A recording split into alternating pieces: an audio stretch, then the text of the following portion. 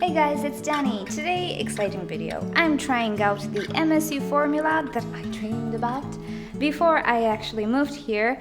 This is from repotome.com, which I believe is the main distributor in the USA. I'm not sure if you can find the MSU formula in any other stores. I don't live in the USA, so I really don't know. There might be other places, but you can definitely find it at repotome.com. And this is a tub that one of my viewers sent. And we also have some instructions. Now, I went ahead and I did try it once just to get a little bit familiar with it, so I make a better video. But let's just check the instructions for a little bit. Now, here we have the composition of the MSU formula. As you may know, it's very similar to Rain Mix. Rain Mix actually is the equivalent, or wants to be the equivalent, for Europe. They have a slightly different formula, and recently they added something new to their formula in the form of sulfur. I have mixed feelings about this. Well, to be honest, I have bad feelings about it. I might be wrong. Who cares, really? If you have success with that one, that's perfectly fine. I did not. So this is why I'm excited to try the original, the MSU formula. Now, MSU stands for Michigan State University, and they actually developed this formula and had some great success with it. I'll share the article below about it from the American Orchid Society. So in the USA, at least, this is a very, very popular and good fertilizer. It's in a powder form, which I like because it is economical. I don't know yet if this form is suited for my type of growing, my grow setup, and the fact that I don't really have a greenhouse to hose everything down. However, I do have my viewers who tell me this works great in their home environment, so I'm hopeful. So here we have some instructions. Sadly, I am not very well versed in the US measuring system. Here in Europe, we use the metric system, so I had to rely on Google to make some sense out of this. But basically, the granular formula, which we have here, there's also a liquid formula, should be mixed at 3/4 teaspoon per gallon. Now, as far as I know, a gallon is 3 point something liters. I have 4-liter containers actually in which I store my osmosis water, but that's okay. I don't mind a weaker solution. We're also provided with a spoon here. I have a little bit of an issue with it, again, because I don't have gallons. I have 4-liter containers, but I found a little cheat for that. Anyway, how do we fertilize? Use a solution of fertilizer and water with the weekly watering, 3 out of 4 weeks. Well, they presume we are watering once a week. We're not, but we'll adapt to this. Now, this is interesting. Flush pots with ample water on the 4th week, so the 4th watering, let's presume. And do not fertilize. This will leach out salts. Well, here's the difference. Rain Mix suggests that you're not supposed to flush because all its components are absorbed by plants. Not sure how that works in my environment, really. I doubt it. But as you can see, the MSU formula does indeed suggest that you flush. And if you have a home setup like mine, I do suggest you flush as well, or at least monitor the salt buildup. To be quite honest, I don't have much salt buildup, or at least when I was using Rain Mix, the buildup was not dramatic. I don't believe I needed to flush every 2 weeks or every month, but every few months, I think I should have flushed. I didn't in 3 months, and again, the buildup was not huge, but yeah, I wish I flushed, but that's a whole different story. So here we have the MSU formula. As you can see, it is a white granular powder, and if we look through this container, we can see we do have granules, we have some dust as well. And now I'm spilling this product. So I don't see any flakes and I don't see any colored anything. It's pure white. However, when you put it in water, you will see it starts to go a little blue. Now, about that little cheat with the measuring spoon, I find that the Rain Mix spoon works a little better for the quantity of water I'm using, so this is actually great. I'm just gonna use it at the dosage recommended by the Rain Mix in this instance. I measure the salt quantity. It's something I'm okay with, so for me, this little spoon is a little better. Of course, if you're in the USA and you have the proper measurements, the other spoon might work better for you. I just don't trust myself when it comes to conversions, and I'd rather play it safe. Alrighty, so let's go ahead and mix this in water and see how it looks like. And here are the 4-liter jugs that I use for storing my osmosis water. These jugs contained deionized water, so there was nothing chemical in it or any other substance that can alter the formulation of the fertilizer or the water and so on. Now, in the instructions, there's nothing mentioned about diluting the salt into a smaller volume first and then adding it to the final quantity of water. And I know many of you guys do this with the MSU formula. However, I'm a little paranoid now, so what I'm gonna do is try to mix this directly into this jug.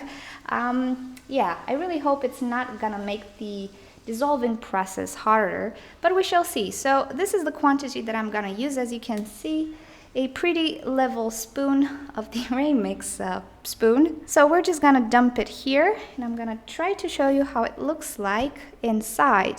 You can see it's slightly blue, and the final water will have a mild hint of blue as well.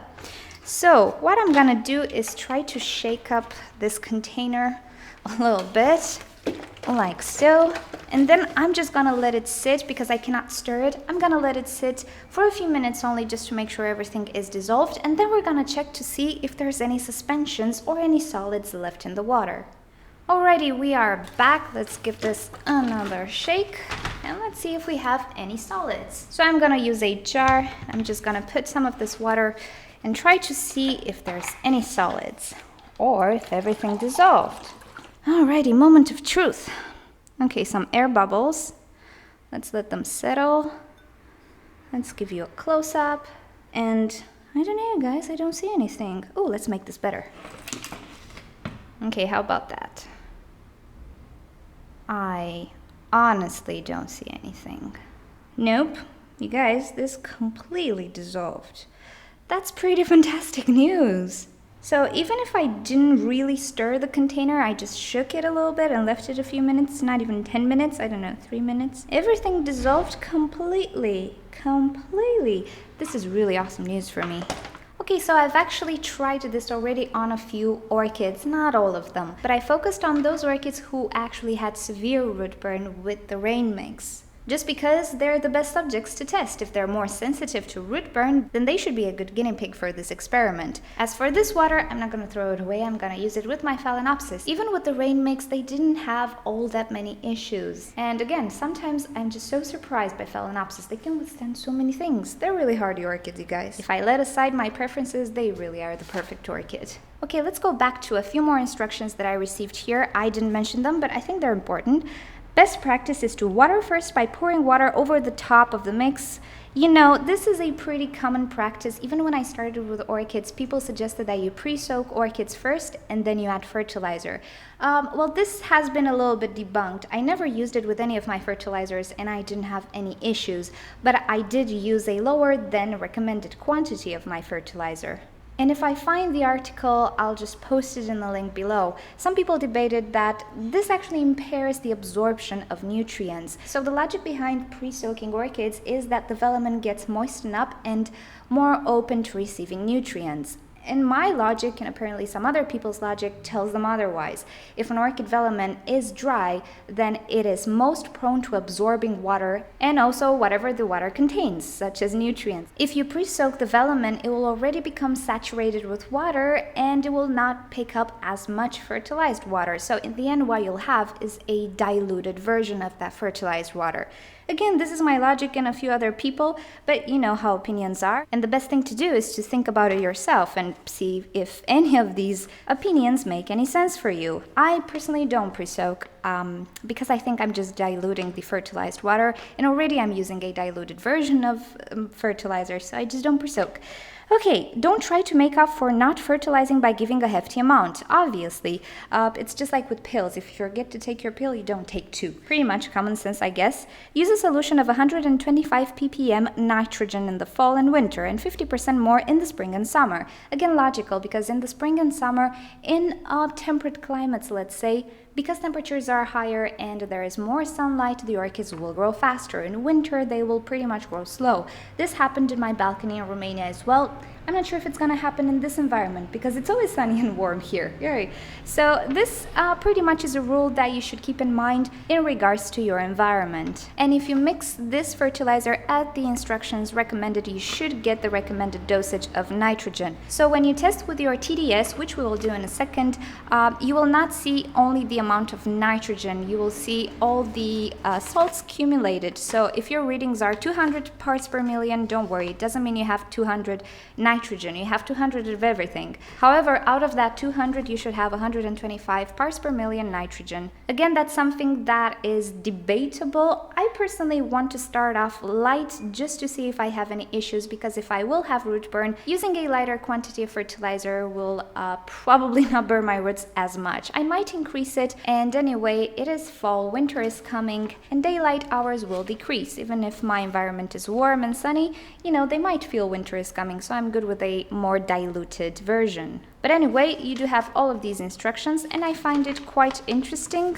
and good to know. If you want to use this product correctly, I think you should follow the instructions. I tend to bend rules sometimes, but I do it on my own risk and however I think is best. Alrighty, we did not test the salt quantity of this fertilizer, or should I say the water. So here we have my Tds meter.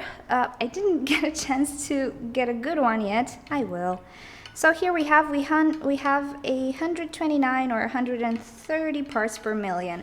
I think this should be, you don't see it, do you? 132.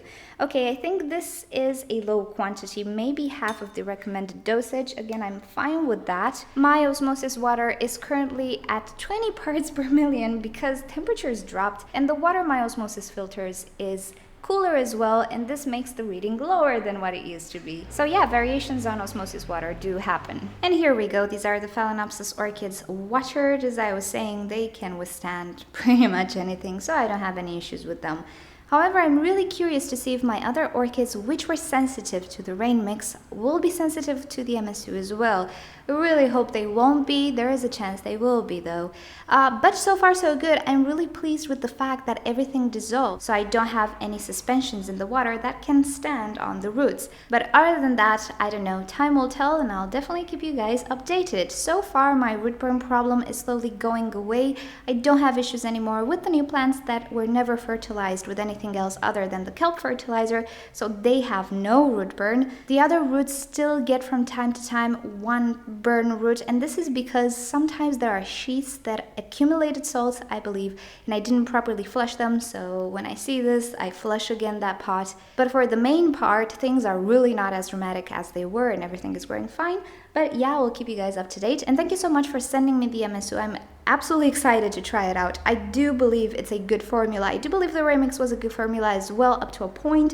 It might have limitations when it comes to home growing, or at least to my setup. So okay guys, before I let you go, please take a moment to rate this video below with a like if you've enjoyed it, or a dislike if not so much. A share would be fabulous, and let me know down below if you are trying or are using the MSU formula, if you ever had issues, your thoughts on it. I would love to hear them. Also, subscribe to my channel if you'd like to watch daily orchid videos from me, and if you ever want to send me a letter, do so at the address you see right here or in the description below.